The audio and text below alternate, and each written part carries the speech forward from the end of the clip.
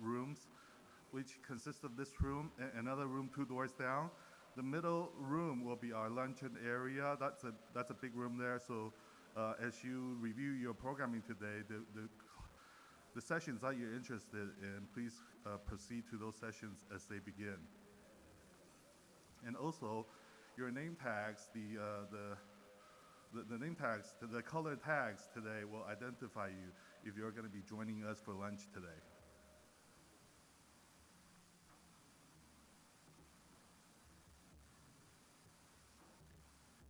I think our program will start in 2 minutes. Please also remember to silence your cell phone.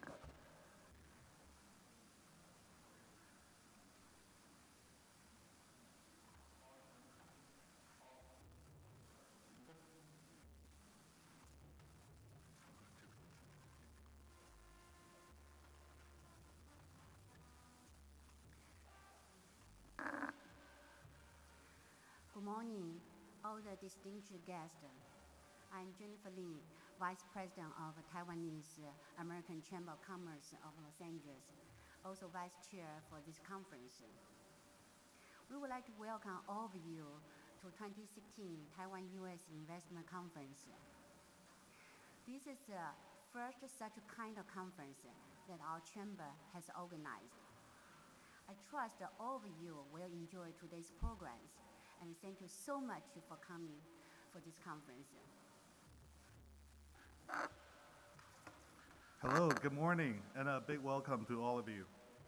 I am Paul Chen, a former president of the Taiwanese American Chamber of Commerce of Greater Los Angeles.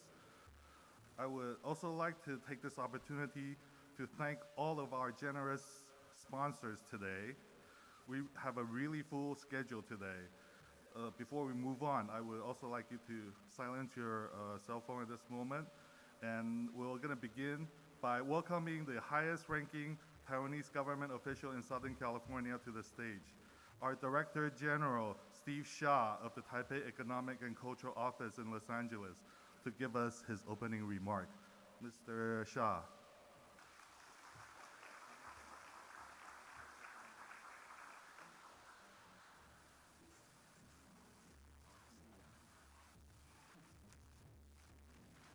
Sorry, I didn't expect I would be the first one to speak. Well, the President Wang of the Taiwanese American Chamber of Commerce, and also the Honorable Councilman Rose, and the Honorable Councilwoman Judy Chu, and all the leaders from the Taiwanese community, and all the friends, good morning.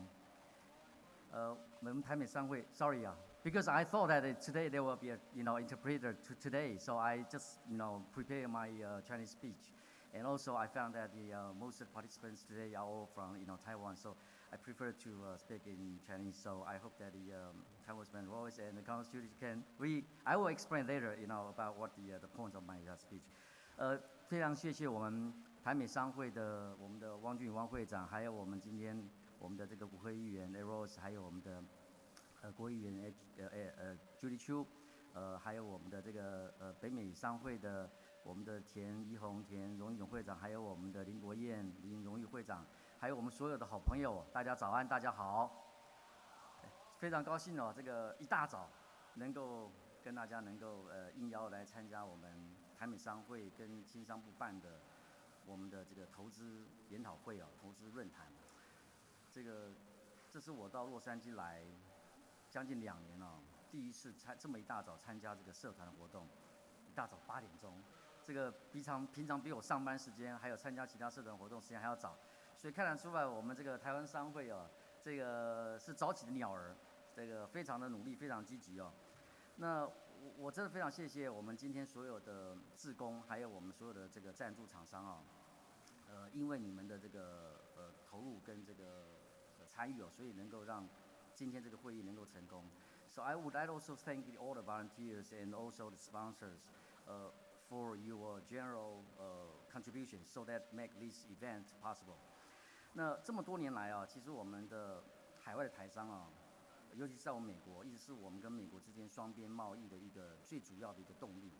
那在美国当中呢，洛杉矶，特别是我们对美贸易的持续不断成长的一个动力的火车头。当然，因为洛杉矶我们有最大的海港，还有 LX 也是美国这个数一数二的这个港口啊，跟这个机场。那我想要跟大家特别来做一个说明啊。这个过去这几年来啊，我们跟美国的贸易其实一直有非常非常明显的一个进展哦。其实，在去年2015年的时候，我们跟美国双边贸易是666亿美金。The total trade volume between Taiwan and the United States reached 66 billion US dollars. Then Taiwan has become the ninth largest trading partner of the United States. 那我们现在是美国第9大贸易伙伴。我记得3年前我到休斯顿去赴任的时候，当时我一直跟我们的美国朋友说，我们台湾是美国的第12大贸易伙伴。可是，在3年之间，我们就前进了3名。我们就把巴西啦、把沙特阿拉伯、把印度都抛在后面了。我们现在是第9大，所以看得出来，在大家努力之下，我们跟美国的贸易真的是有不断的进展了。那同样的，在投资方面，我们去年到目前为止，我们的对美国投资达到142亿美金。我们其实驻美的各处啊，包括我们的所有的经济组，过去最近来，我们做了一项很重要的工作，就是我们把我们所有的台商在美国的投资跟这个创立的企业创造投资机会呢，我们要做一个小册子，要来跟所有的美国朋友说，然后能够作为我们争取美国帮助我们参与 TPP 一个主要的一个资料。那根据这份资料，我们其实所有的海外台商在美国帮美国人创造了32万3000多个工作机会，所以看得出来，台湾真的是美国的一个非常重要的一个贸易伙伴。在中国历史上啊，在明清时代，大家都听过晋商，就山西商人；徽商，安徽商人；粤商，广东的商人；还有浙商，浙江商人跟苏商，江苏商人。但是呢，这5大商帮呢，其实现在没落了，现在取而代之的是台商。所以从晋商、徽商、粤商、浙商、苏商之后，现在就是看我们的台商了。所以我们大家要有信心。那今天会议的主题呢，其实讲到的是这个洞悉趋势跟共创未来。我想大家其实现在最关心的，其实现在很多经济学家大家也在探讨，就是第4次的工业革命已经要产生了。那大家在想说，这个即将要发生的下一件大事 ，the next big things， 这个第4次工业革命会为我们带来什么影响？大家其实都知道，现在我们的这个行动装置其实是无所不在，行动网络也是一样。然后呢，现在这个体积越来越小，价格越来越便宜，然后这个也功能更强的一些感测器，还有包括我们的人工智慧 ，AlphaGo 已经打败人类，在国际上打败人类了。那同样的，还有这个机器人，这个智慧机器的学习方面，这些都会对我们这些科技的发展，对我们未来的产业，其实都有很大的影响。那它的速度、范围，还有这种系统性的冲击呢，不得不让我们去面对它。所以今天我们其实探讨的主题，我相信也是大家非常关心的。那我们也希望借着今天这样平台，能够让我们所有的与会者，他都能够交换薪资，能够探讨未来怎么样能够找到一个新的一个方向。那我想大家都来自台湾，一定很关心我们台湾经济发展。那我们台湾当然也没办法避免到未来所谓第4次工业革命的一个冲击跟影响。但是我们有很多的挑战。那这些挑战包括哪些呢？包括有人说我们是产业的断裂，就是在我们的产业生产链上面，我们中间有衔接不够好的地方。那这个部分呢，我想我们是没有掌握到一个更好的一个契机。那另外就是国际的锻炼，这个产业的创新呢，它必须要跟全球技术最先进的国家能够有接轨。可是最近这几年呢，因为我们大部分都偏重在这个市场拓展，还有这个所谓降低成本，那我们当然是希望能够在在这个很有限的这个成本之下，能够在 cost down。但是呢，同样的也让我们跟我们的产业技术跟所有的先进国家没办法有更好的这个连结。那第3个就是一个法规制度锻炼。那我想大家都知道，其实我们现在国内的法规上面，虽然我们很多努力，但是呢，我们还是必须要有更现代化的法规制度，能够来配合未来的这个产业的发展。所以呢，在今年的5月10号，蔡总统他上任之后，我们新政府他其实也推出了我们希望能够发展3个连结。那这些连结呢，也就是希望能够让我们未来产业能够有个更好的发展。那这个产业这3个连结就是包括我们要连结未来，就是要掌握下一代世纪的这个产业的发展趋势，然后要根据我们的客观条件还有比较优势来一个推动这个我们的创新计划。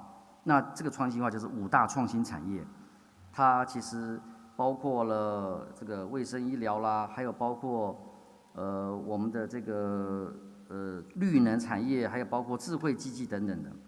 那另外一个就是我们要连接全球，就是我们要根据所规划的这个策略性的产业特性哦，能够筛选出希望能跟美国、跟德国、瑞士、日本这些先进技术国家能够有一个合作的机会，能够让在人才上面我们能够有更多的人能够参与。那同样在资金上面，我们会跟这些区域的企业能够进行相互的投资。那另外还有一个就是要连结在地，也就是说我们刚才讲的前面的5大创新产业，那我们希望能够让所谓的这个绿能科技、物联网、生技、精密机械跟国防产业这5大创新产业，在我们台湾其他各地地方的研发基地能够连结起来，那也能够创造我们台湾的内部需要，然后作为我们这个5大创新产业的市场跟试验的基地。那其实透过这个3个连结的策略呢，我们希望能够让台湾成为一个不断链的一个创新的岛屿。那其实今天我们有很多我们的年轻朋友一起来参与哦。那其实他们来自台湾这些年轻人，其实他们也在这方面扮演了一个很重要的一个角色哦。那他们从台湾到美国这边来留学，也一直不断的希望能够有创新的概念。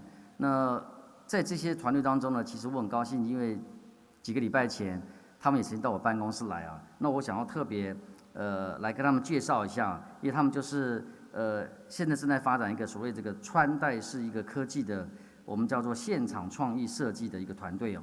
那他们从台湾来，在 UCLA， 在 USC， 然后也在这个 College of Design 里面求学。那他们是希望能够运用科技的革新，能够为消费者带来一个聪明而且很有趣的生活形态。刚才我特别跟他们打招呼，他们来秀了一下他们产品给我看了。那他们其实也在现场，希望能够募集到资金，能够发展他们的创新的这个产品了。那我们是不是请他们这个站起来，让大家能够看看他们，也请他们给他掌声鼓励一下。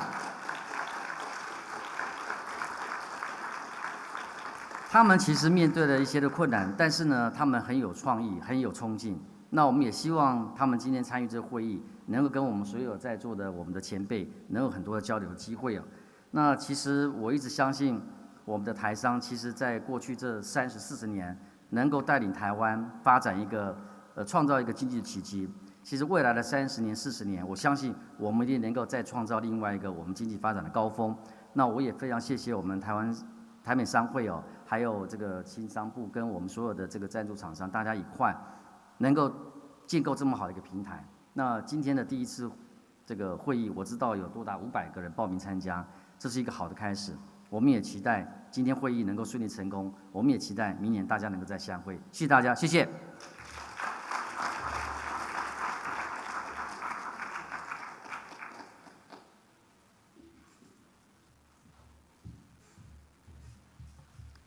Thank you, Director General Shah. At this time, we would like to welcome the President of the Taiwanese American Chamber of Commerce, Los Angeles, Mr. Jerry Wang, to the stage.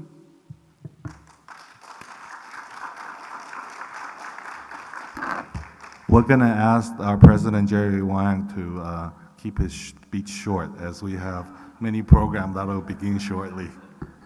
And President Wang is the founder and CEO of the VIG International Company.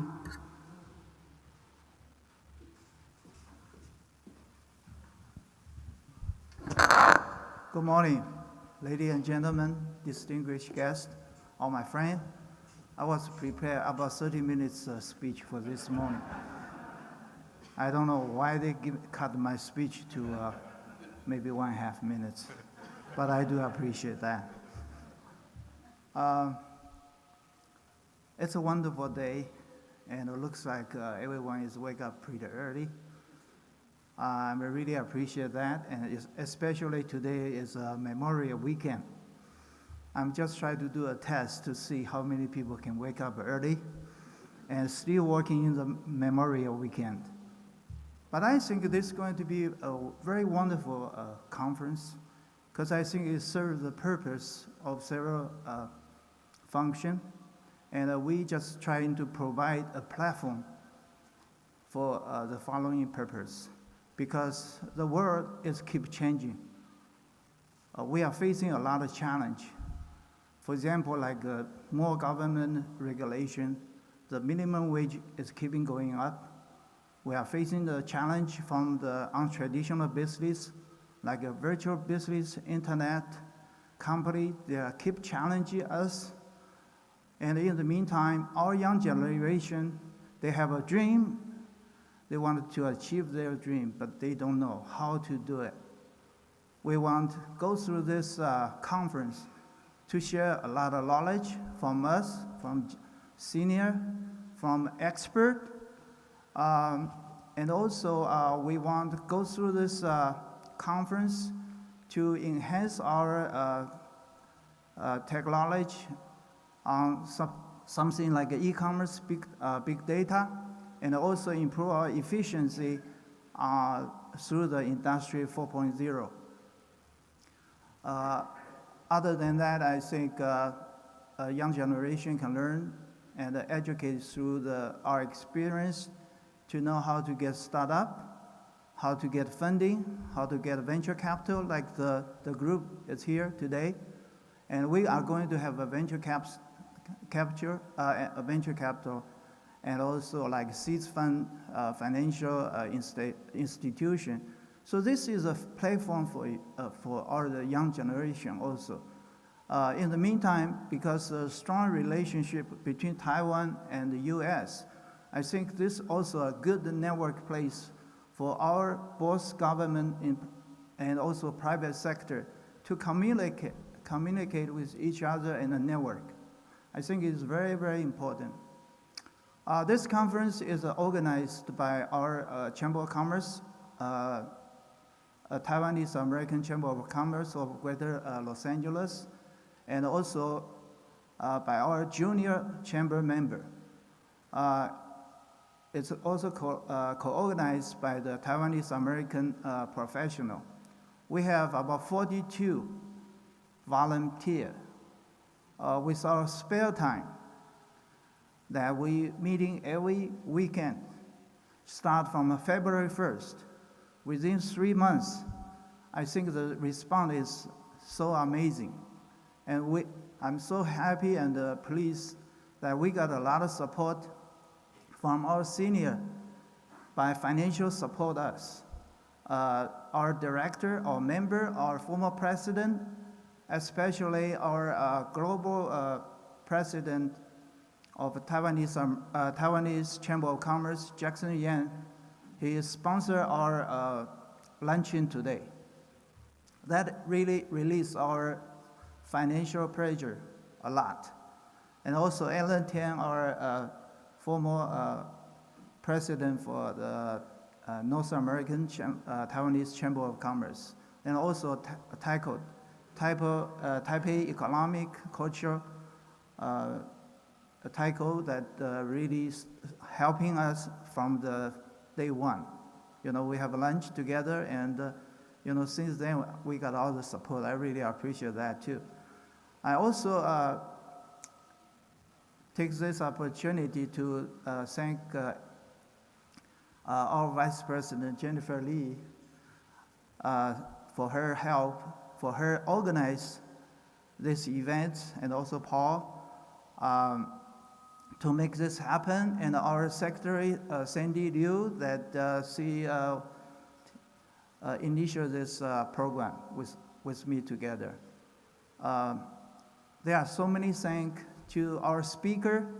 They're willing to help us share their knowledge. Otherwise, this won't be happen. Of course, I have to take this opportunity to thank to my wife, Diane, that she told me, Jerry, go ahead. That means I don't have to worry about finance, just in case. So I hope everyone have a very wonderful, fruitful day today. Thank you so much. Thank you. Thank you, Jerry.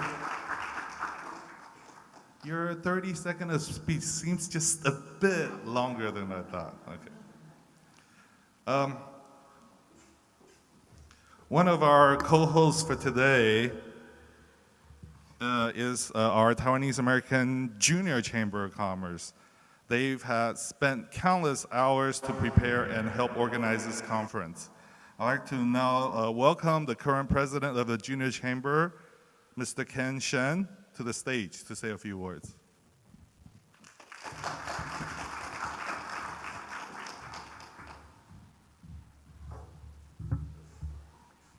Okay, I'm trying to cut this even shorter now. Good morning, ladies and gentlemen. My name is Ken Shen. I'm the president of Taiwanese American Junior Chamber of Commerce. I'm proud to have the great honor of being the executive director of this year's inaugural Taiwan-U.S. Investment Conference. Thinking back of the days when the conference was still an idea, I recall talking to President Wang about the idea of entrepreneurship and what it takes to succeed in today's competitive environment. As first and second generation of Taiwanese American, we are fortunate to have the opportunity to learn from the best of the two worlds.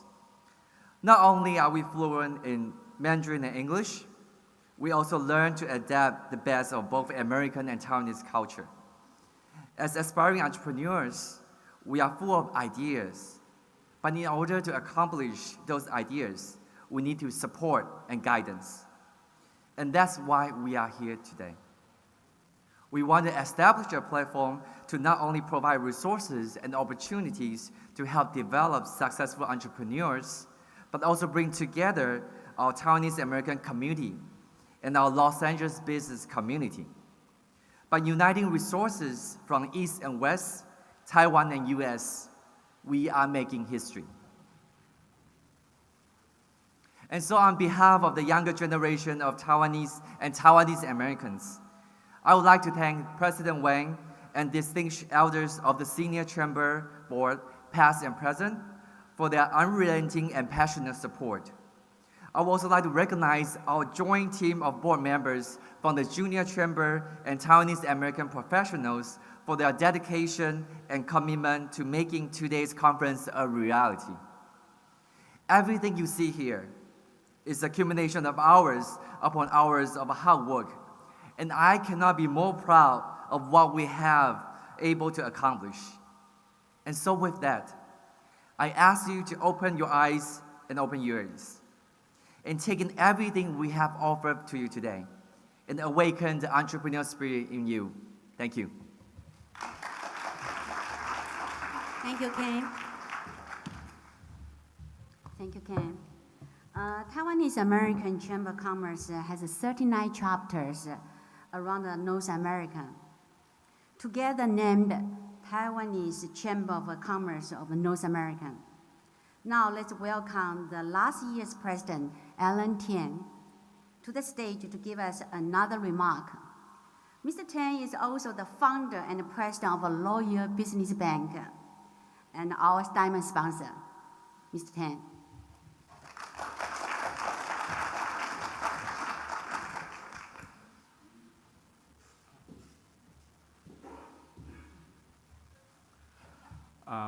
Honorable Congressman Ed Royce, Honorable Congresswoman Judy Chu, Director Steve Xia, ladies and gentlemen.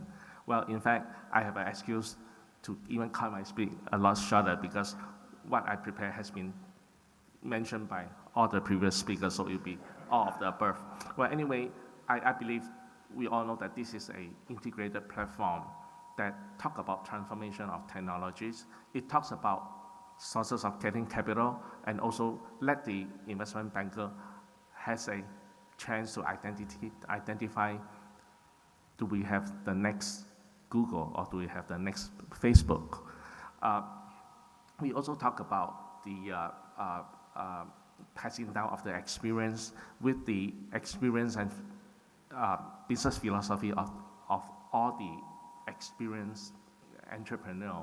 It will definitely broaden our vision, and so that we can outline our mission statement better, so that we can build a strong corporate culture for our future company.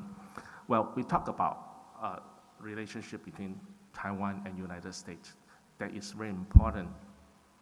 I believe through the brainstorming and collaboration of the business entrepreneurs from these two sides of the world, we definitely will come up with a strategy and a solution that we can present it to our friends in United States to strongly support us to be a members of the TTP in the next round. That is very important, that we have to persuade them that that will be a win-win situation. On one hand, it will enhance the GDP of United States, increase the employment. At the same time, it will prevent our country, Taiwan, on the other side, being marginalized, because of not being part of the treaties. Well, I guess probably after this conference, maybe President Wang's next mission is to, again, maybe conduct a Donald mission to DC again, that to follow up on our strong support to Taiwan and US. Well, I recall when Jerry Wang told me beginning of the year that he's planning to put together a conference like this. Well, my first reaction is, of course, I'm 100% support of this. But however, I warn him that this is a very challenging mission because of the time, because of the effort, because of the resources that need to put together. But now we are all here, we do it together, so congratulations. And I wish we definitely has a very successful conference and we will enjoy. Thank you. Thank you, Alan.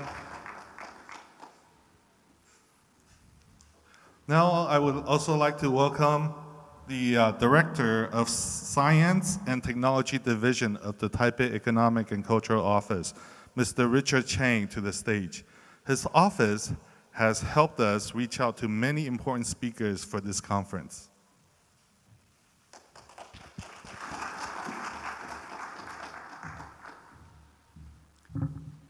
Distinguished guests, ladies and gentlemen, I have to be consistent, so as Director General Xia speaks in Chinese, so I will use Chinese, but I try to be short. 各位大家好，我们很高兴今天这个论坛邀请到加州许多有创新跟创业的年轻人来参加这一个会议。我相信这个论坛可以提供很好的这个平台来协助年轻人创新创业。那么科技部最强调的就是创新跟创业这一块，那也是我们在这里主要的工作的重点。那我们知道，这个台湾现在正在进行结构性的转型我们经济上不能再只是做代工，我们必须要往上发展。那往上发展最重要就是要鼓励年轻人创新创业，所以我们过去也提供了这个在矽谷成立的创新创业中心，我们也推荐了一些我们南加州的团队去申请。今年有4个团队，里面有2个夺奖夺到一些这个新创的这个资源。那另外我们也成立了一个台系基金，我们有3亿的美元的资金。那假如你能够得到这个矽谷的创投人士的这个投资的话，那台系基金也会相对的这个来做相对的投资。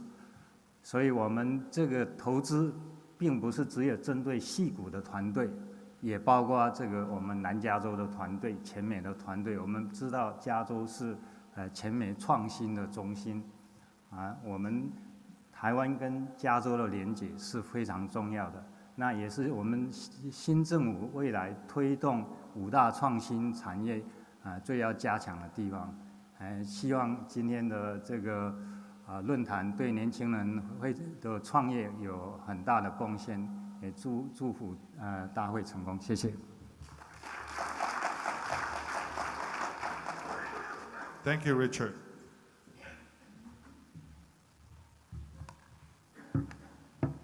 Now we are so delighted to announce that our distinguished Congresswoman Judy Chu is at the conference.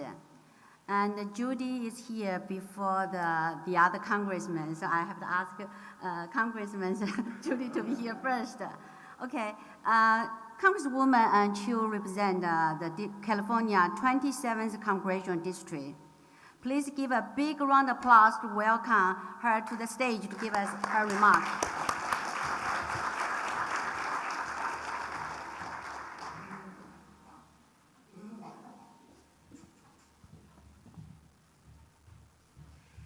Well, how wonderful it is to be here at the very first Taiwan-U.S. 2016 Investment Conference. I have to congratulate all of those who worked very, very hard on this conference, including Ken Shen and Jeanette Lowe, and especially my good friend Gerald Wong, who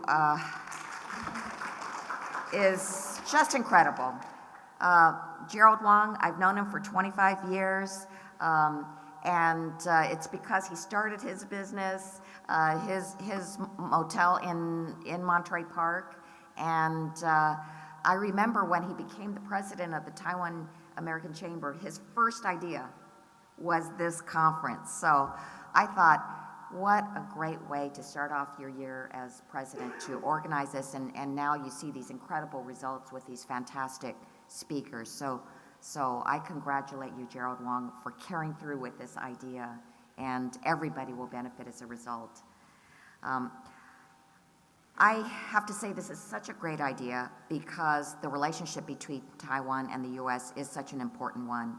Today, Taiwan is the U.S.'s 10th largest trading partner, and the U.S. is Taiwan's largest foreign investor. And just last year, the U.S. exported $59 billion worth of goods to Taiwan and imported $92 billion in goods from Taiwan. Clearly, the partnership is so essential. And I have a special interest in this because I know how important small business is to the success of our immigrant communities. That's why in the House of Representatives, I asked to be appointed to the House Small Business Committee. And I also know that the key to success for small businesses is access to capital. So that's why I'm the ranking Democrat on the Access to Capital subcommittee. We have oversight over the Small Business Administration, and we want to make sure that these Small Business Administration programs are helpful to you. That's why we look with great interest at such programs as the 7A loans, which are for general purposes for somebody who might want to start a small business, the 504 loan refinance programs, the 504 basically for real estate loans, but I am very proud to say that I just got signed into law the 504 loan refinance program, which will allow you to refinance your small business real estate at today's low interest rate. The last time this program was in operation in 2012, there were $7 billion worth of loans that were generated nationwide. So this program is going to be up and running again at the end of June, and I hope you can take advantage of that. In addition, there's an SBA export loan program which can provide up to $5 million in working capital for those who are interested in exports. But if you are one of those technological innovators, the SBIR program might be something you're interested in. This is the Small Business Innovation Research Program.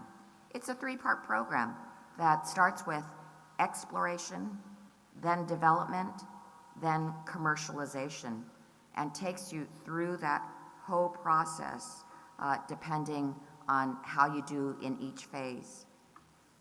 Now, I have a general concern. One thing that is important is to make sure that everybody takes part in our federal contracting program. The United States government, our federal government, has $460 billion worth of contracts. And I have always been interested in whether Asian Pacific Islanders get their fair share of those contracts. Well, we are 6% of the US population, but we are only 1.9% of the federal contracts. So we're definitely underrepresented. So I just hope that more of you will take interest in being a federal contractor. After all, it is one of the largest contractors of this nation. So these are the kind of ideas I have with regard to helping your small business. And I just congratulate you because you're getting the information you're needing to start and develop your business. And that is so very, very great. I wish you the greatest success. And I'd like to present certificates of congressional recognition to those who made this possible. My good friend, President Gerald Wong of the Taiwanese American Chamber of Commerce.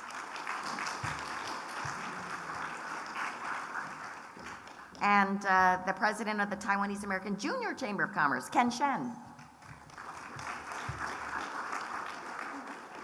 And president of the Taiwanese American Professionals, Jeanette Lowe.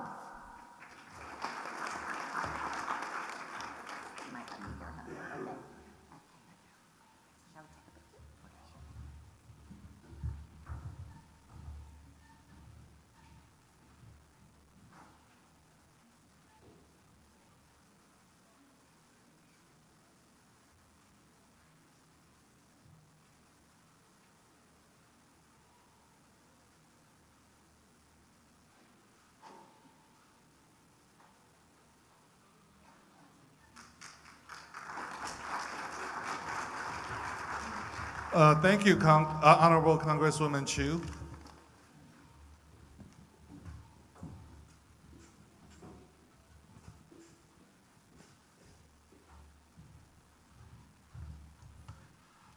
We are also very pleased to welcome another important friend of Taiwan, U.S. Congressman Ed Royce, who represents California's 39th Congressional District. Let us welcome him to the stage to give us his remarks.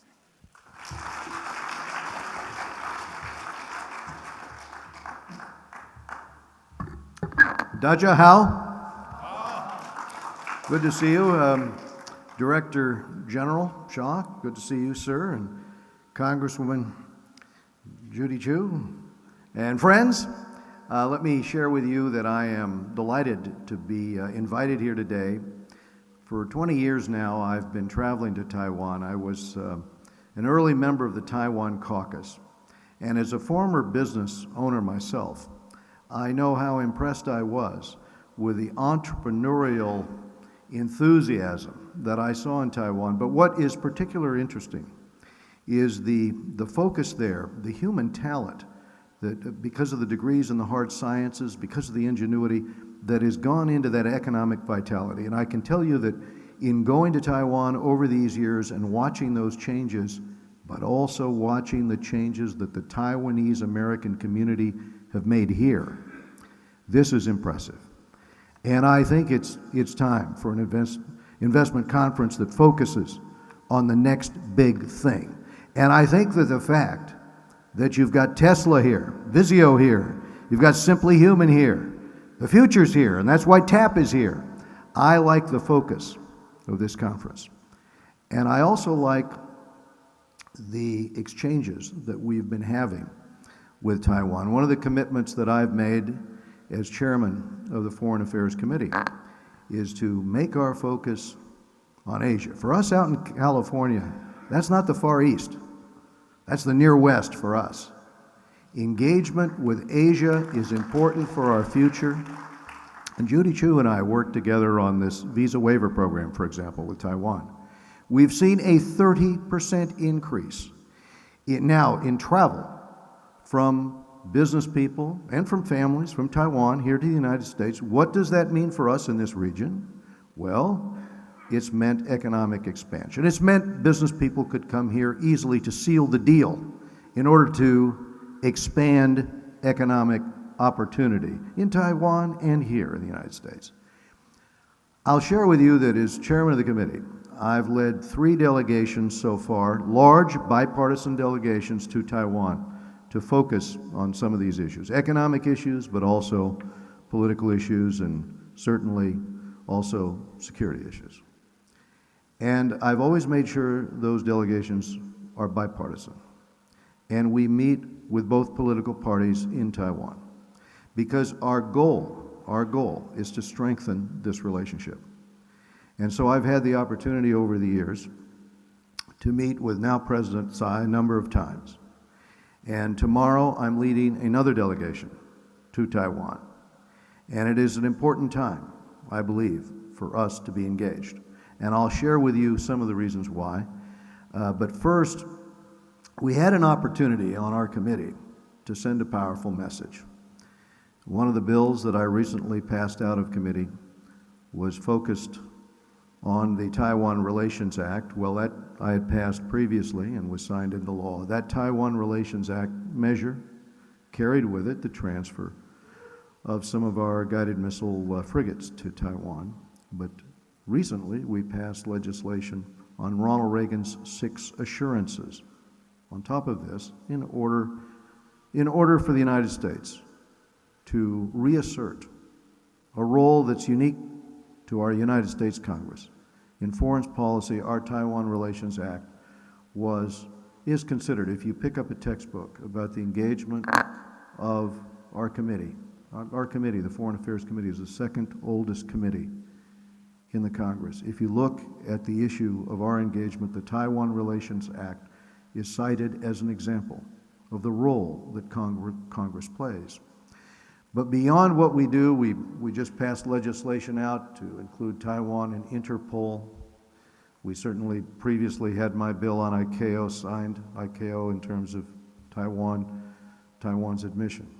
But as we play this role, we're also looking at the economic independence, strength, development of economies around the globe. And I can tell you that diversification of an economy is important. And this is a discussion that I've had with President Tsai before and also with the political leadership of both parties in Taiwan.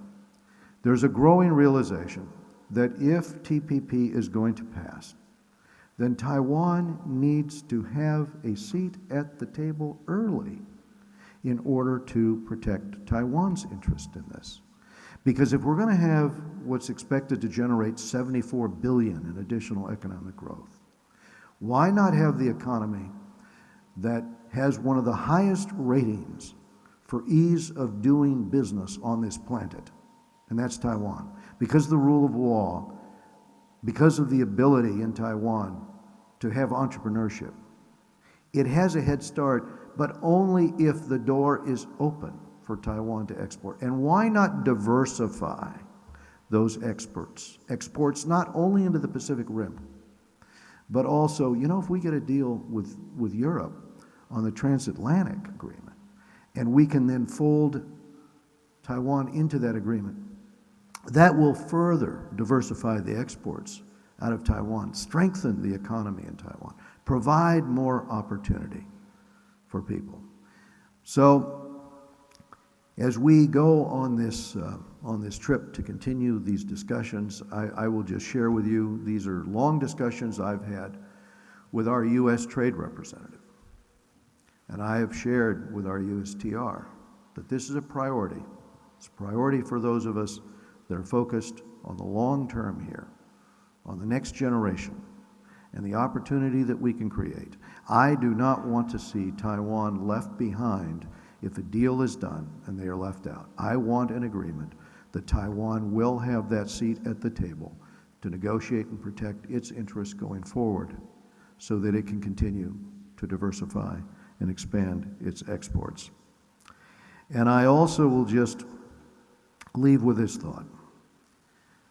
I intend to continue our focus here on building this relationship, but I want to make a statement about your commitment to bring the next generation of young Taiwanese Americans into this relationship. Get them focused on the win-win that comes from more trade and investment. Yes, as you've heard, it's our 4th largest trading partner, here in the ports. In terms of exports and imports, it's $16 billion a year. But on top of it, there are so many new opportunities to be had in terms of the synergy that comes. I see the new investments when I'm over there. We're meeting with the captains of industry there that are looking at investing here, and increasingly you see those investments coming, and you're seeing the same thing from businesses here in the United States, looking at Taiwan as a place for investment. This conference helps build on that. For that reason, I really congratulate those of you who had a role, and if I could just ask if Gerald Wong will come forward, President of the Taiwanese American Chamber of Commerce, and I'm also going to ask Ken Shen from the Junior Chamber of Commerce, and of course from TAP, Janet Lowe. If you would all three come forward, I'd like to give you also a certificate of special congressional recognition.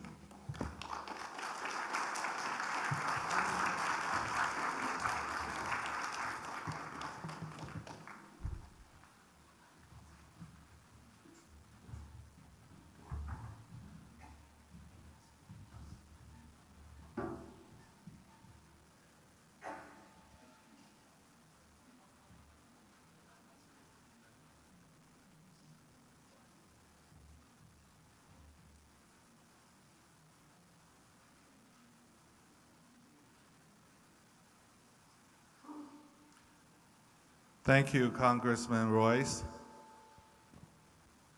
We'd like to do a quick photo with all our guests earlier that went to the podium to please just come to the front of the stage and take a group photo. So all those distinguished guests that went up to the podium, please come forward. Director Shah.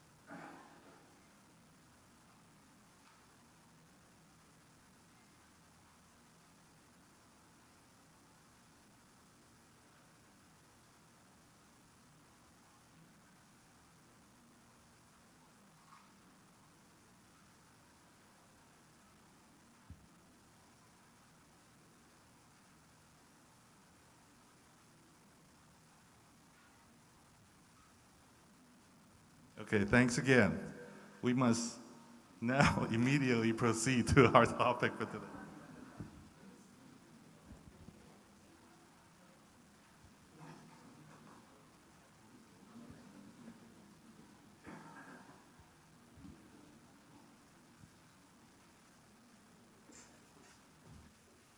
Our first topic will begin in this room, so please stay put. We're not doing breakout sessions yet.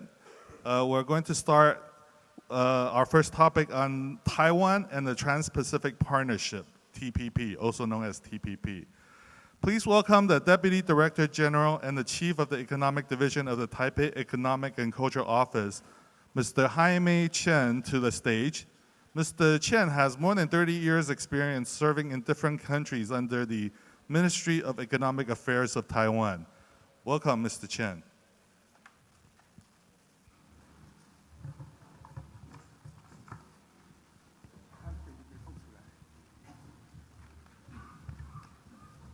Do we have the PowerPoint ready?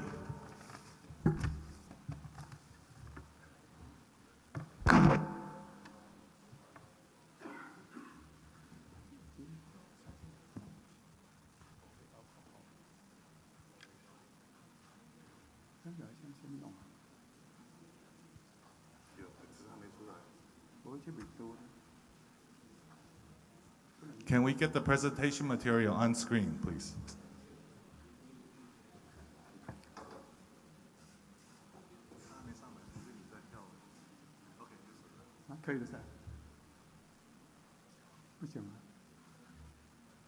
Okay.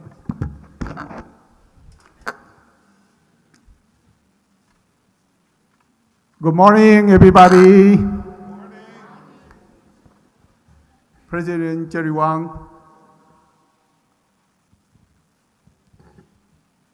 Honorable Congressman and Royce, distinguished guests, it's really a great honor for me to share with you about U.S.-Taiwan economic relation and the TPP. This is the outline of my presentation. Due to the time limitation, I will cut my presentation also. Taiwan, the small island country, but the size is only 1/11 of California. Last year, we are the 19th trading country in the world. Two-way trade total more than $500 billion US. Last year, our GDP per capita, if calculated on PPP basis, reached more than $46,000 US, even higher than Canada, Japan, and the UK. So you can see how big economically Taiwan is. Taiwan has a great investment climate also. We are the number 5th in the climate of investment, and also competitiveness, we ranked the 11th.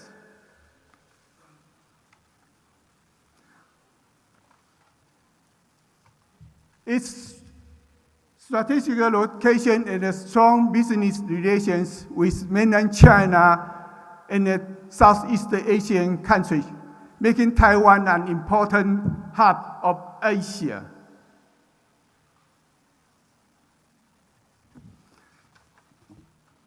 Taiwan is the 5th largest ICT product in the world. Currently, Taiwan is the number 1 exporter of LED and the 2nd largest producer of LED and solar cell panel. Over the past 30 years, Taiwan has concentrated on developing its high-tech industry. Nowadays, Taiwan's aims at achieving the same kinds of success in the global standing in the biotech and pharmaceutical industries. As you may see through this slide, with its many science and industrial parks, Taiwan has well-developed industrial clusters, making it an ideal partner for doing business. The World Economic Forum ranks Taiwan the 1st in the world of industrial clusters. In Taiwan, buyers can reach the entire supply chain from upstream spare parts to the final products within 2.5 hours of travel time. Taiwan has abundant supply of skilled labor and a strong design and capability. So currently, there are more than 59 multinational companies, along with 185 domestic firms set up their R&D centers in Taiwan. Taiwan also has very strong supply chain in Asia Pacific and the world. More than 75% of Taiwan's exports are semi-finished products. Taiwan imports high-tech products and agricultural products from the United States, and also imported raw material or high or low-end products from Southeast Asian countries. Moreover, Taiwanese and American companies have very strong business relations and R&D cooperation. Last year, Taiwan was the ninth trading partner of United States. Two-way trade reached 66.6 billion US dollars, even higher than Brazil, Italy, and India even. On the other hand, US is Taiwan's second largest trading partner. The US is also most important FDI and technology providers of Taiwan.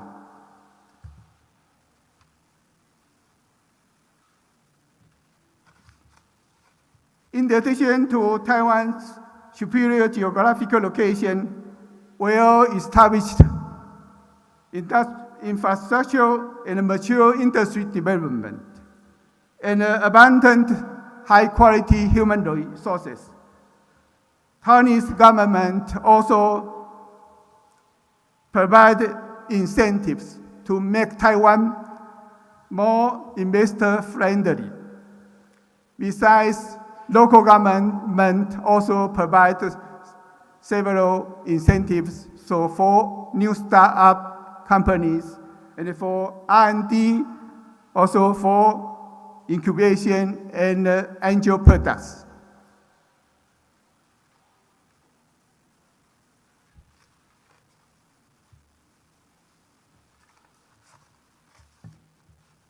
In order to realize the dream of entrepreneurs, the Taiwanese government launched the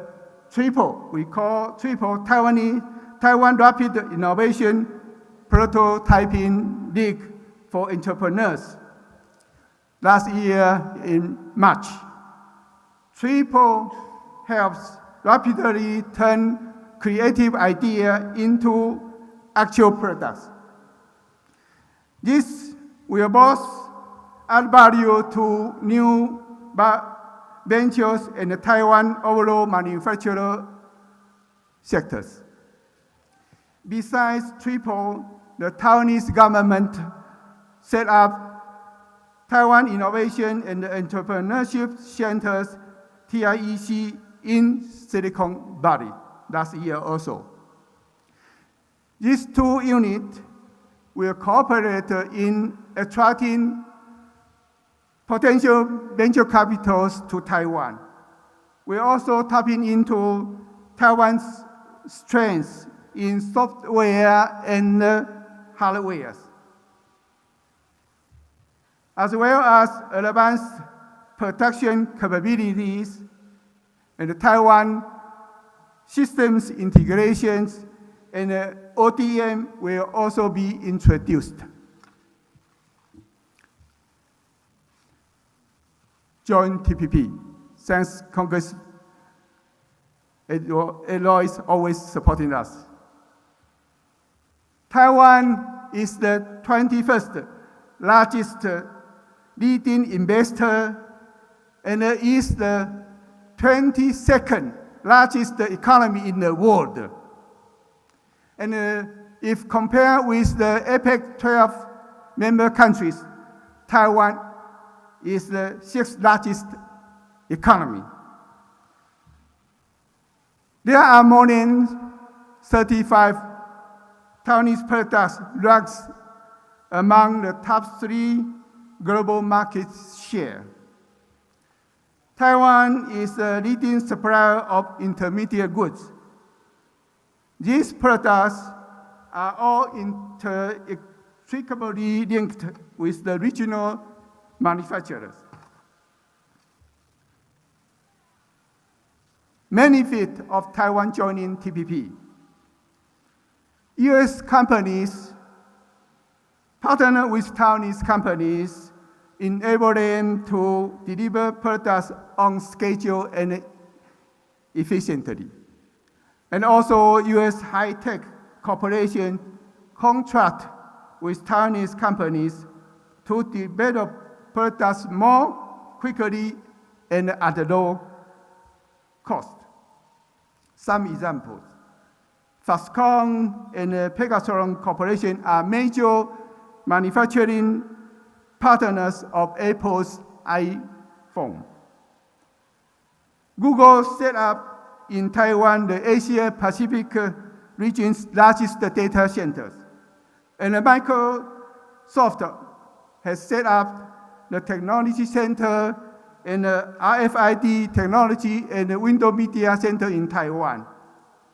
One more important thing is Ford launched a vehicle modification center in Taiwan to supply customized parts and accessories for Ford cars in Asia Pacific region.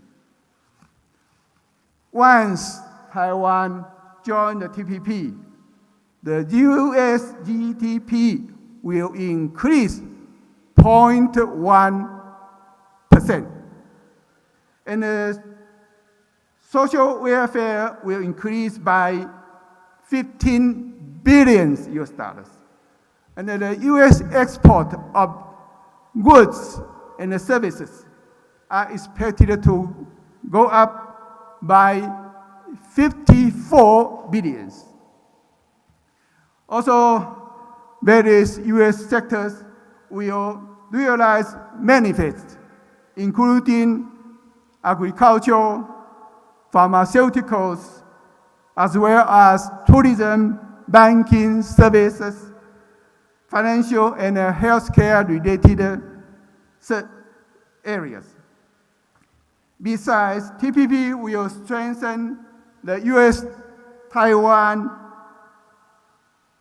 ASEAN production supply chain and create 78 billion US dollars of social welfare in the Asian Pacific. Last but not least, I would like to quote former Secretary of State Hillary Clinton. She pointed out during the 2011 APEC meetings that Taiwan has been faithful and democratic allies of the United States and remain an important economic and security partner in the Asia Pacific region. To create a win-win scenario, we sincerely urge all of our Taiwanese and American friends to support Taiwan's bid to the TPP. The economic division of TACO working jurisdiction areas, including the 13 western states of the United States, which account for 45% of Taiwan to US trade amount, and only California holds 29%. Thank you very much for your attention. If you have any further question related to trade and investment with Taiwan, please don't hesitate to get us a call. We will try our best to help you. Thank you very much. Thank you, Deputy Director General Chen.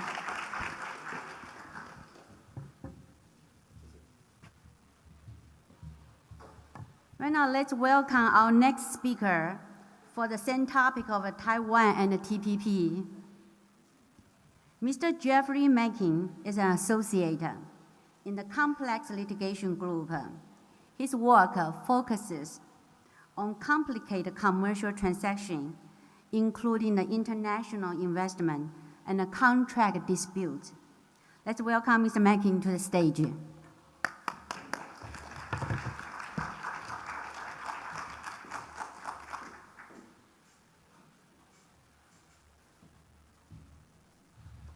Thank you. Good morning. I'm excited to be here. This is a great conference. Congratulations. As was said, I'm an attorney at Aaron Fox here in town. It's a law firm. And what I primarily do is I advise clients about structuring investments. And then when things go bad, which I don't want them to, I want things to go well, but if there end up being disputes, I represent clients and advise them in investment disputes.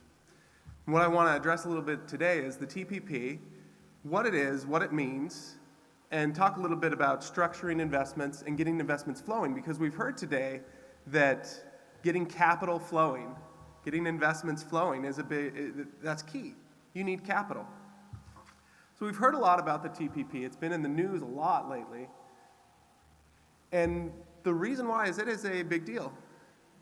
And the reason why it's a big deal is this next slide that I have. I'm going to go to this one actually. Trade and investment covered by TPP countries accounts for 40% of world trade. $28 trillion, 800 million consumers. And it's critical to tap into that and to expand it. And U.S. trade with TPP countries, so U.S. imports is $881 billion, exports is $727 billion, with a trade imbalance of $154.9 million. So I want to talk more about the TPP investment chapter and how it works. Because I know we've heard a lot about it, and sometimes when we, especially acronyms, we don't really, we kind of breeze by acronyms and don't really think about the nuts and bolts sometimes. And those nuts and bolts are important.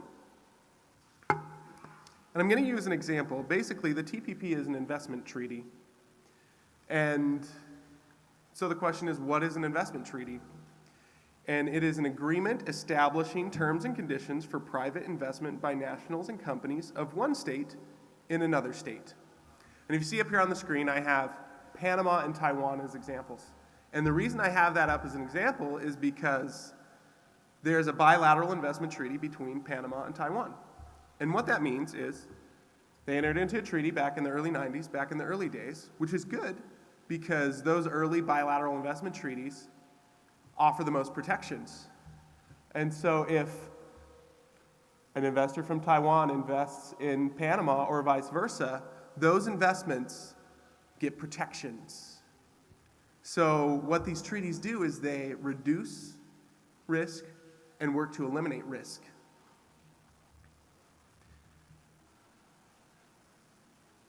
So you have an investment, for example, and you might have some sort of government action. It could be very minimal. It could be a change in taxation that might make an investment go under, might make it non-economical anymore. And what these investment treaties can do is protect. And in my work, what I've often been involved in is making sure that these investments get the protection that they deserve, and so that investments can continue, and so that investments can grow. So the TPP investment chapter benefits, there are better substantive protections than currently exist, better procedural protections for investments, and leverage in negotiation to resolve disputes. At the end of the day, that's what I really do. I resolve disputes, and I want to resolve them as quickly and efficiently as economically as possible for my clients so that their investments can continue to grow and proceed forward. And the core protections in the TPP are as follows. You get national treatment, most favored nation treatment. There's a minimum standard of treatment, fair and equitable treatment for investments. Protects against expropriation, transfers. There are certain performance requirements to protect investments, and other procedural mechanisms like senior management and board of directors, transparency, and then ultimately arbitration, so that investors and traders can protect their investments and increase trade and investment. So then the question becomes, so under the TPP, what is an investment? Because honestly, oftentimes when I hear the word investment, I think money. We're gonna send cash in. And it's much broader than that. You have the actual company. For example, if you create a company, for example, in Panama, using the previous example, if you create a Panamanian company and infuse it with dollars from Taiwan, that company is an investment. Shares in the investment company, contracts, licenses, and authorizations, intellectual property, which based on the participants here today, that's going to be a big topic of discussion, real estate and equipment, and any other assets with the characteristics of investment. All these things get protection under the TPP and also under other bilateral or other investment treaties. And the key is, what do you do now? This is the part of my job I like the best. What do we do now? How do we structure your investment? How do we structure your business so that you maximize protections to get the best out of your investment to increase trade? Because the part of what I do that isn't so fun is when things aren't going so well and I have to get involved in a dispute. And oftentimes I look at things and I say, if only I'd been involved in the beginning. If only me and my colleagues had been involved in the beginning and gotten this set up correctly, we wouldn't be here right now. We wouldn't even have this issue. So then so all those investments are protected. So what do we do to maximize? So you need to do a strategic assessment of investment treaty protections relative to existing contract protections. So we've heard a lot about the TPP today in Taiwan. We need to get it set up. We need to join. And we do. But at the same time, currently, under the current structure, there are certain things that can be done pending joining the TPP that can protect investments and trade. And this relates to strategic structuring and restructuring of foreign investment abroad. I'm going to go back to my bilateral investment treaty example. So as I mentioned before, Taiwan and Panama have a bilateral investment treaty. And the United States and Panama have a bilateral investment treaty. So for example, on a front-end assessment of how to structure an investment to maximize protections, it can be set up, for example, as a direct investment from the US into a Panamanian company that then invests in Taiwan. So you create that triangle to maximize protections under the two bilateral investment treaties, even though there's not a direct treaty between Taiwan and the US, for example. But this has to be done early on. These structuring issues have to be done early. There's a recent issue with Philip Morris, and they restructured when a dispute was basically already pending. And the arbitration panel that dealt with that said that was impermissible and didn't allow it. So when there's a high foreseeability of dispute, that's not the time to start restructuring. The time to start structuring correctly and doing things correctly is the very beginning. And that's what I love so much about these things is that when you get these set up right, you can protect your investments, you can increase trade, increase investment, and really get the capital flowing. The TPP also has a focus, it's chapter 24, on small and medium-sized enterprises. And these are called SMEs. SMEs have a huge impact on international trade. So of the approximately 300,000 US exporters, 98% are SMEs. They account for 35% of the export revenue, and 96% of over 3 million US Chamber of Commerce members have less than 100 employees. That's kind of basically the definition of an SME. And the TPP will protect these SMEs. And the TPP also has some information sharing among TPP members with a goal to reduce non-tariff barriers to trade. And those non-tariff barriers have a disproportionate effect on these small and medium-sized enterprises. So the goal is to reduce that effect through information sharing. And you provide information that would be useful to any person interested in trading, investing, or doing business in that party's territory. And then it also includes regulations and procedures concerning customs, intellectual property rights, import-export standards, business regulation procedures, employment, and taxation regulations. Now, another thing of interest is that the TPP also has patent protection. And there are four, let's see, 5 points here about patent protection. Patents should be available in all fields of technology. Patent applications should have a grace period. Patent terms should be expandable and get generic market approval to be linked to patents, and market exclusivity must be available. So if you are in IP and you want patent protections, the TPP will give you patent protections and will help you. Now, I said earlier that there are ways to structure and deal with investments and trade right now, even pending final approval of TPP and Taiwan joining the TPP. And the reason is because there are so many different overlapping treaties, and the way to structure it, if you remember my triangle, using the two bilateral investment treaties. And this next graph just shows kind of a Venn diagram of different countries that are covered by different treaties. And using these different treaties through this Venn diagram, you can set up your investments and your trade to maximize protections and maximize revenue and reduce and eliminate risk. And again, this is a fantastic conference. The concept of investing and moving forward and getting the trade going and the capital flowing is a real personal goal of mine and a fantastic thing. And I know I've kind of blown through some things, gone really fast today, and in part that's on purpose. And I want you to know that if there are any questions, if I've raised anything that you might be more interested in, or if you or your company or someone you know wants more information about these investment treaties and about the TPP, feel free to contact me. And I'm supported by a long line of colleagues, and these are a couple of their bios. Mr. Feary he used to work for the State Department, the U.S. State Department, and represented the U.S. government in arbitrations, investment arbitrations. And now he represents private enterprises.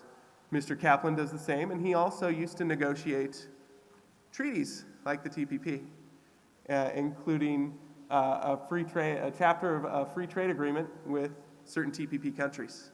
And then my last colleague there, Mr. Vokrat, is an international patent expert.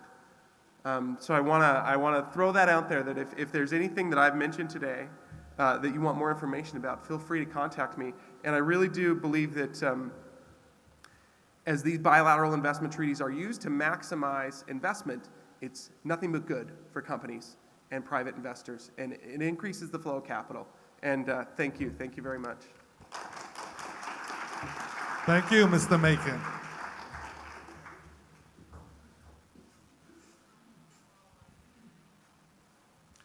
Our next speaker is Mr. Stephen Chun, who will speak on trading and business relations. Mr. Chun is the president of the World Trade Center of Los Angeles. Prior to this assignment, he was the Secretary General for Los Angeles Mayor Eric Garcetti. Let's welcome Stephen up to the stage.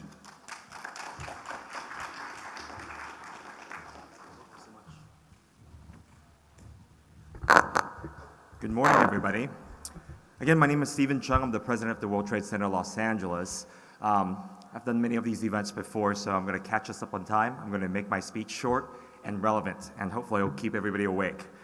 So you heard a lot today about the country-to-country relations, and I want to focus a bit more on Los Angeles County in particular. As you probably know, Los Angeles County has 88 different cities. Los Angeles is the biggest one, but we have other great cities like Santa Monica, Beverly Hills, and Pasadena, and Long Beach. And our GDP last year was $644 billion. So if we were a country, we would be the 20th largest economy in the entire world. That makes us really a country in itself. So that's why I feel very confident in talking about Taiwan and Los Angeles relations. Now let's talk a bit more about why Los Angeles is such the global player we are. It's because of the investment we made in our infrastructure. And many of you probably already know we have great assets like the Port of Los Angeles and the Port of Long Beach, the #1 and #2 container ports in North America. Combined together, they moved about 15 million TEUs last year. TEU stands for 20-foot equivalent units. These are the 20-foot cargo boxes that you see on the streets. And Los Angeles controls about 43% of all ocean-going cargo coming into the United States. I'm going to say that one more time. One region controls 43% of all incoming cargo coming into the entire nation. That's the power of Los Angeles. Besides that, we also have Los Angeles World Airport. LAX last year was the #1 origin and destination airport in the entire world. I'm going to say that again. Many people think of international airports and they think of Atlanta, they think of Beijing, they think of JFK as the busiest airport. That's when you count passengers that are transferring. If you only count passengers that are getting on and off a plane because they want to come to Los Angeles, they want to go to Taiwan, Los Angeles is the #1 origin destination airport.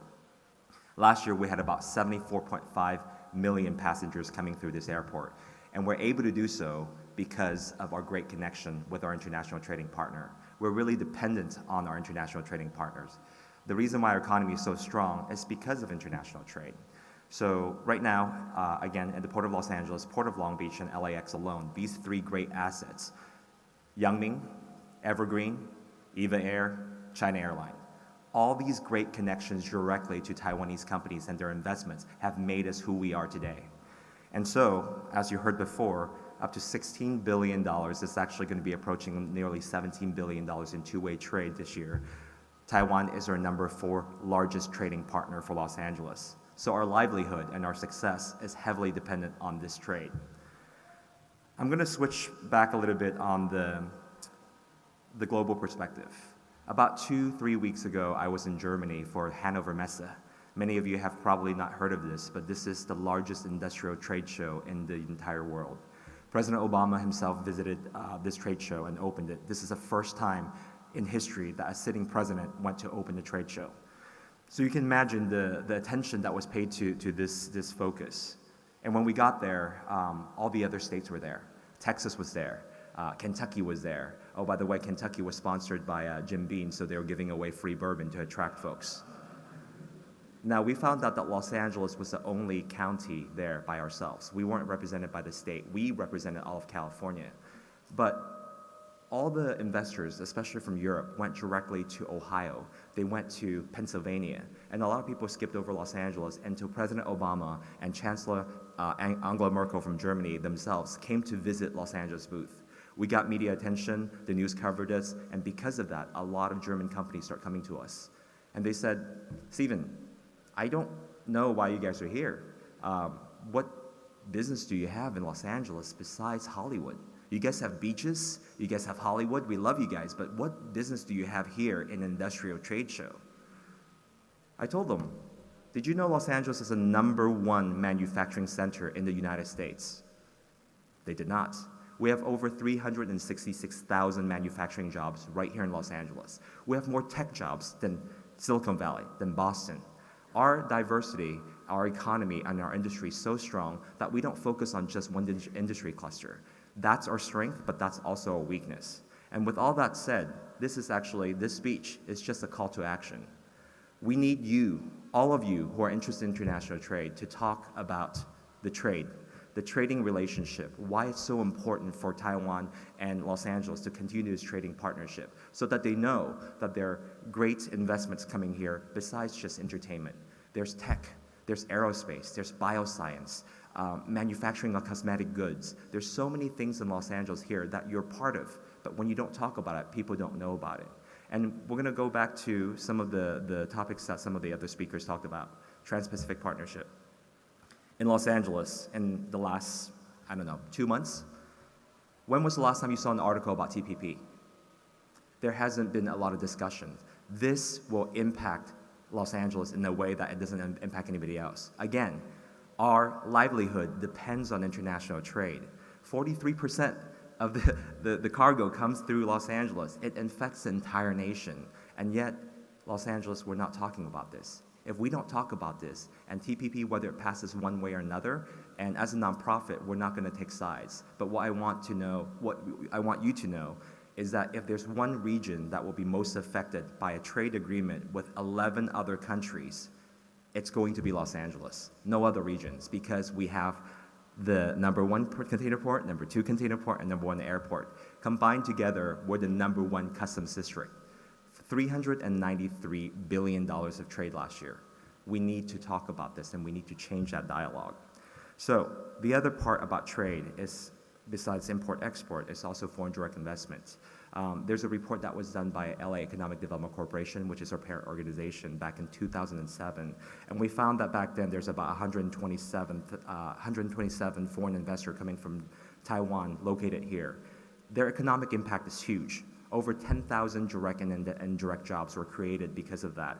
And the wage impact, there's over $500 million worth of wages that were paid to these employees. So we love the investments. We want more investments. And then 2013, 2014, we found that number increased to 164. Now, I have another news for you. Since taking this job about a year ago, we started a new research project, a foreign direct investment research project. We're not going to look at just LA County. We're going to look at all of Southern California. And on June 17th, right here in this room, we're going to be hosting another event called Select LA. And we're going to be releasing this data. And I'm going to give you a sneak peek today. All 6 counties combined, Los Angeles, Orange, San Bernardino, Riverside, San Diego, and which one am I missing? Ventura. All 6 of us combined together as a Southern California region. We have over 9,000 foreign establishments located here. So for those states and those other regions that want to compete with us and say that we're not business friendly, like Texas or Florida, we want to tell them something back. There's a reason why Taiwanese investors are coming to Los Angeles, why they're here. It's because we're ready for business. It's because we have a diverse population like those represented in this room today, and we're ready for them to come. And I'm very proud to announce this. Taiwan, again, is listed as one of our top 10 trading partners, investors in Los Angeles. So Taiwan will continue to have a huge, significant role in the Los Angeles region. Last thing I want to say is this. Besides all the business and trade connection, which is fantastic, everything starts with a human-to-human relationship. And Taiwan has been a great partner for Los Angeles for decades. And we have the most Taiwanese and Taiwanese Americans in this county compared to any other county in the United States, with over 45,000 Taiwanese people here in Los Angeles region. And personally, I owe a personal debt to Taiwan. There's a saying that I learned from when I was learning Mandarin from my Taiwanese friends. And that saying in English is, when you drink water, you remember the source. So I'll always remember where I learned my Mandarin and why my connection is so personally great. And the reason why I'm able to learn Mandarin and be able to do the job that I'm doing today, it's because of that personal connection with Taiwan. And now it's my duty to pay back. And I hope to be able to help the Taiwanese companies and the Taiwanese American companies that are doing trade with Los Angeles. As a nonprofit organization, the World Trade Center Los Angeles is here for free to provide services to international companies that are coming in. So if there's anything that we can do, I don't have my information on the site, but what you can do is go to a website, wtcla.org, and find me anytime, Stephen Chung. I'll be happy to help you. And also, I hope you guys will also join us on June 17th when we actually reveal the report and talk to the entire international community how important Taiwan is to Los Angeles and to the United States. So just remember the call to action. Talk about how international trade affects you. To the media, to your friends, to your partners on social media, tweet about it, Facebook about it. But we need to talk about this. Thank you so much. Thank you. Thank you, Mr. Chang. Very informative information. Thanks again, Mr. Chang. Thank you very much for the information. Today's conference theme is the waves of transformation. Our first keynote speaker is Keith Kaplan, who will speak on the topic of future technology. Mr. Kaplan is a co-founder and a CEO of Tesla Foundation Group, a technology think tank focusing on technological innovation and commercialization. Let's welcome Mr. Kaplan to the stage.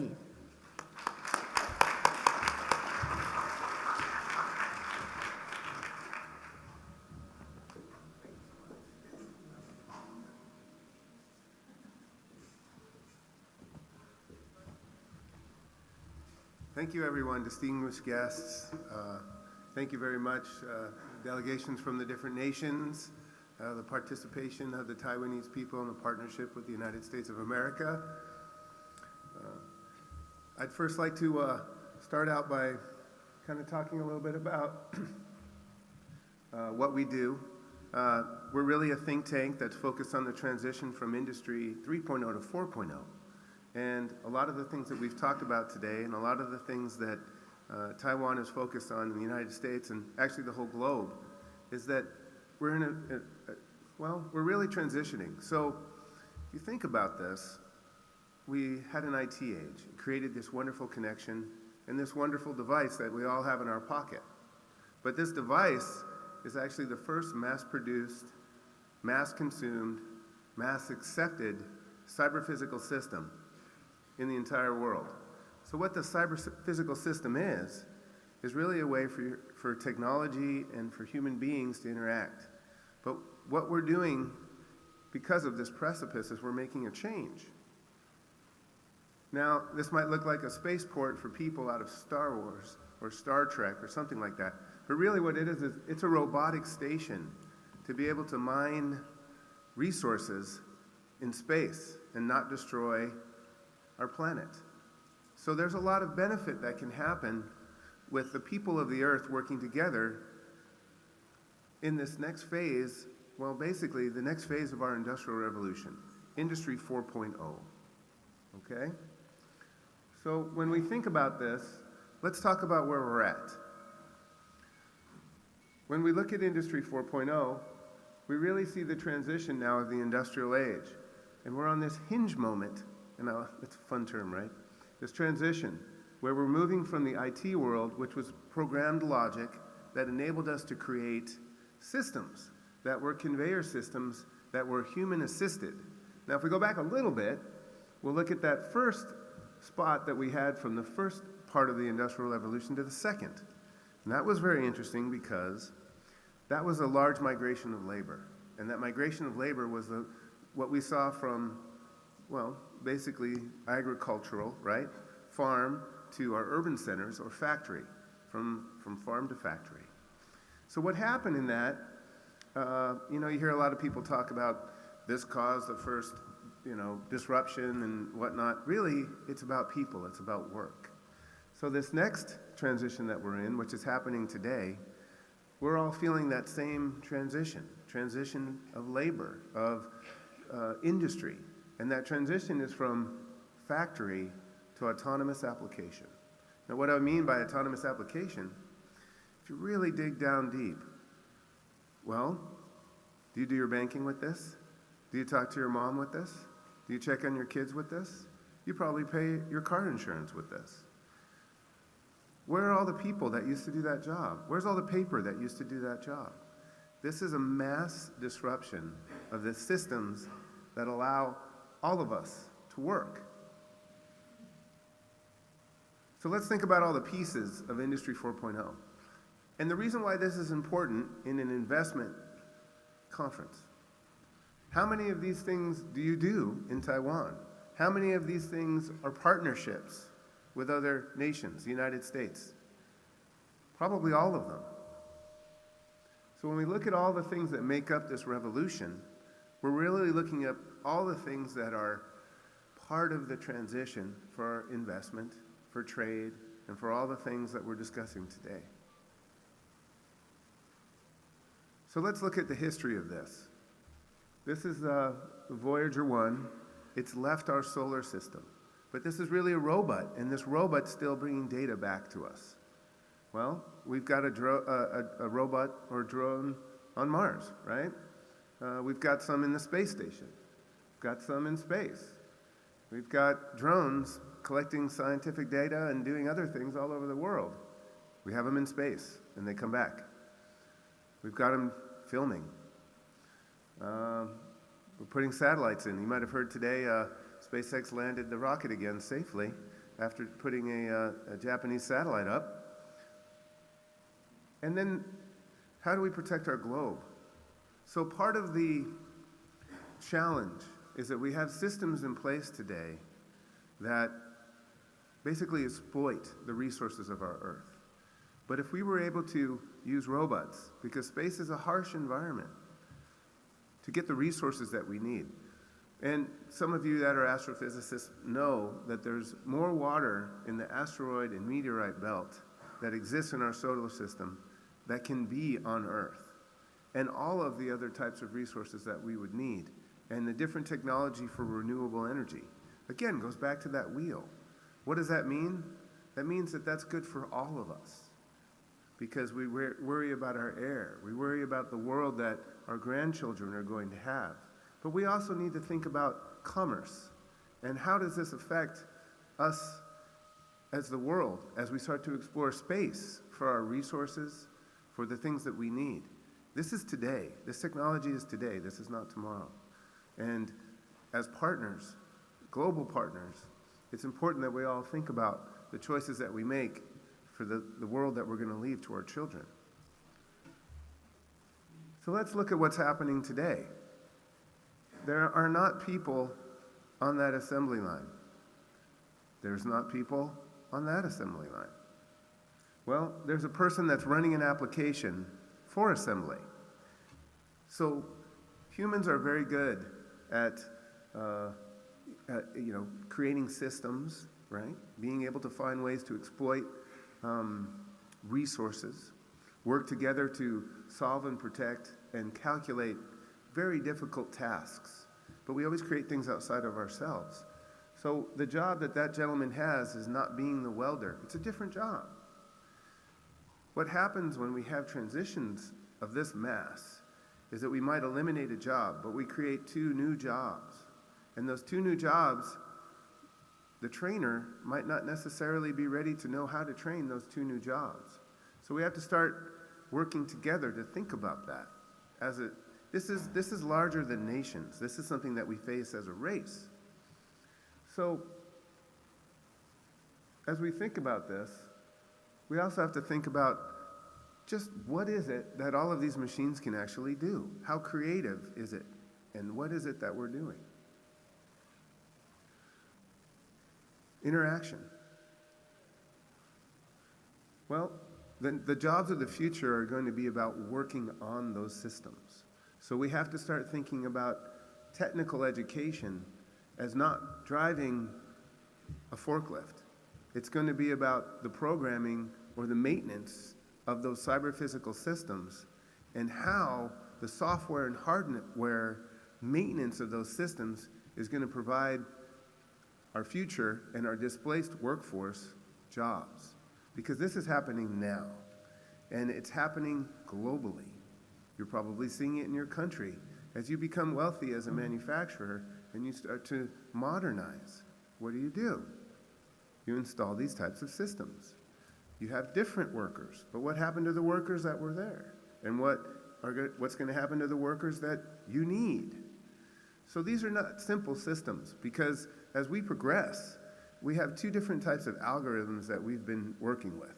The first one is the iteration and R&D cycle that we have in our physical world. And we've been very comfortable with that for thousands of years.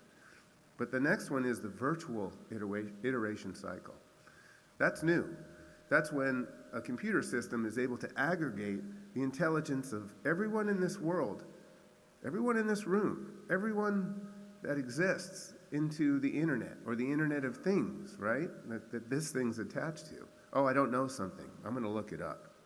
And you have that knowledge of 100 people that did the research to make that base of knowledge that's in your pocket, right? So that's virtual iteration. That is super accelerating the algorithm that exists in our physical world. That's creating technology iteration at a cycle that human beings are not very accustomed to. So we have to evolve. So one of the things we have to think about is the opportunity.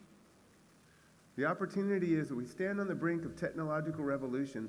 It will fundamentally alter the way we live, work, and relate to one another. Let me give you an example. For 50 years, we were talking about LAX being the most traveled airport in the world, right? I can go to LAX, and I can jump on a plane, And in about 16 hours, I can have lunch with you in Taiwan. Now, as we, think about that, right? 50 years. You used to have to get on a boat, right? You had to take that boat. Well, you probably had to take a train to get to the boat in the first place, right? And, about 6 weeks later, I would end up in Taiwan from here. 6 weeks, okay? Now, we don't have to deal with that anymore. So if you think about how the virtual world does this, now I can have my Cisco systems or Sun system, well, now it's Cisco, they bought Sun, and I can video conference with you, and I'm still in LA. You might have to wake up in the middle of the night to talk to me, but you'll be talking to me from Taiwan. And here I am looking at you in high definition, and we're talking and doing things. So in the virtual world, bam, I'm physically where you are, instantly. That's what I mean by everything speeding up, My kids don't care about driving cars or being jet pilots. I wanted to drive a race car and be a jet pilot. They want to use Uber and be on Facebook. Okay? I mean, what happened, Race cars are great, right? We like race cars. Okay, so I'm going to wrap up right now by really kind of talking about, so I'm going to leave you with this, because I'm not saying that there's a solution to all of this. What I'm saying is that we have to think about this now, because this is our future. And what's the choice that we make? Do we make a choice as a corporation to just focus on profits and do everything we can to eliminate people? There's a problem. Who's going to buy your products? Economics has worked well by creating industry. So see, the system that we have always worked with as people is the system of a king and a hierarchy. But that system doesn't work anymore, because the technology that we're talking about to create the type of systems that our entire world is dependent on is a shared economy. And I don't mean Uber. What I mean is the different types of communication systems and the different types of systems that we're going to need to go into space. Think about how we produce and grow food, which we have to include, and water, which we have to include as energy, right? So there's a different definition of King's law or mercantile law, which is territory and energy and logistics, which most economists know those are the three most valuable things known to man. But now they have to be a shared responsibility. They have to be. So there's a couple little different ways that we can do these things. Now, the foundation has done some things where we're just starting to understand how these public-private partnerships and associations and ways that things have to happen must happen. And conferences like this are a perfect example. Thank you, Gerald. Thank you very much. So this is an example of what a nonprofit foundation can do to create partnership. We're focusing on drones because kids think they're cool, and we can say Iron Woman and Iron Man are real. And they go, what do you mean? I go, well, you're flying your drone around, aren't you? And you're taking pictures of your neighbor with your phone, right? With the drone. But that's what it really is. How are we focusing on students? So we have some partners and some things that we're working on. But more importantly, what do these things have in common? Well, what do we all know about professional sports? It has a very good system of farming talent. High net worth individuals, winning teams. And you have to foster that. So how do we do that? Well, you have to have a system that does it in the modern way, utilizing technology, right? You got to find the talent. You got to connect it, early stage investment, winning teams. That's what we're talking about, investment. Think about the human capital and the education system that you've built in Taiwan around technology. That human capital is the most valuable thing that we have as humans. More than land, more than energy, more than logistics, because without the human capital, we don't make any of those things. So how do we have to think about how we feed this system? We have to use technology again. We have to feed it with the big data in every single way we can. Now, children need a place to go to school, but the public-private partnerships, that's where we're going to win. That's where we're going to lift our young people. Look, most of these technology jobs that we're talking about, you don't need a 4-year degree or a graduate degree. What you need is you need to have a new category of career technical education, and that is STEM career technical education. You don't have to have a computer science degree to be good at coding. You don't have to have a computer science degree to be good at making or fixing robots. So we have to think a little bit more about what those job categories are and how we don't straddle our new generation with debt, and how we don't take people that are displaced in the workforce, even PhDs, and straddle them with new debt because they're trying to get a piece of paper to get a new job. So CTE education, community colleges, public-private partnerships, these are the ways that we're going to solve these problems. So what does that do? Well, it cultivates tech superstars, talents vetted and paired with mentors, and then there's investment, right? That's why we're here. So that partnership, the technological base, we saw what was driving all of the wonderful growth in Taiwan. It's technology, but that's a partnership between the world and Taiwan. Well, why? Obviously, it's good for commerce, but the end is it's success for all. So thank you very much. My name is Keith Kaplan. I'm the co-founder and CEO of the Tesla Foundation. Thank you very much, Mr. Kaplan.